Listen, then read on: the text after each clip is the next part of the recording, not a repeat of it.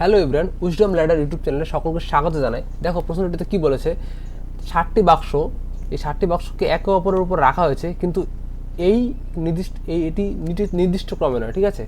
এটি নির্দিষ্ট ক্রমে নেই, সেখানে 7টি বাক্স রয়েছে এবং সেটাকে অ্যারেঞ্জ করতে বলা হয়েছে এই প্রশ্নে।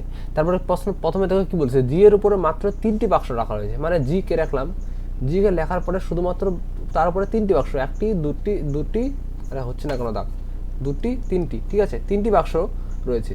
তারপরে দেখো কতজন এই মানে কি বলে কতটি বাক্স রয়েছে, 60টি বাক্স, তার মধ্যে এখানে 4টি হয়ে গেছে, বাকি আর কতটি রয়েছে, 3টি। তার মানে জি এর উপরে যদি বা 3টি থাকে তাহলে অবশ্যই তার নিচে বাকি আরও 3টি থাকবে, তবেই তো 60টা হবে না। আচ্ছা হলো, তারপরে কি হয়েছে, এখানে এফ এবং জি এর মাঝখানে কেবল একটি বাক্স রাখা হয়েছে। দেখো এফ এখানেও বসতে পারে, এখানেও বসতে পারে, কোনটা বসতে পারে আমরা জানি না, ঠিক আছে? তাই আমরা এটাকে হোল্ড রাখবো যে এফ এবং জি এর মাঝখানে একজন বসে রয়েছে, ঠিক আছে, এটা হোল্ড রাখলাম।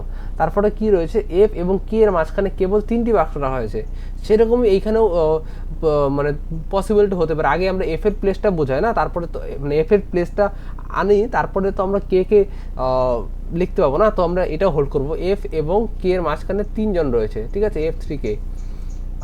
তারপরে কি হয়েছে, কে জি এর উপরে যে কোনো একটা স্থানে রাখা হয়েছে।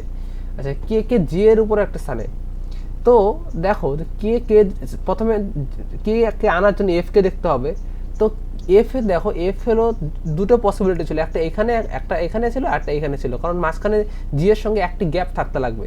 তো যদি কে উপরে রেখে তাহলে কিন্তু হচ্ছে না, এফকে যদি উপরে রাখি তাহলে কিন্তু হচ্ছে না, এফকে নিচে রাখতে হবে, তবেই দেখো কে এর সঙ্গে আমরা কে বসাতে পাবো। তো আমরা যদি এফকে যদি এইখানে রাখি, তবে দেখো এফ এবং কে এর মধ্যে 3টি গ্যাপ হবে, যে একটি দুটি তিনটি, তার মধ্যে কে এইখানে বসবে সেকেন্ড প্লেসে, ঠিক আছে, এখানে এফ বসবে না।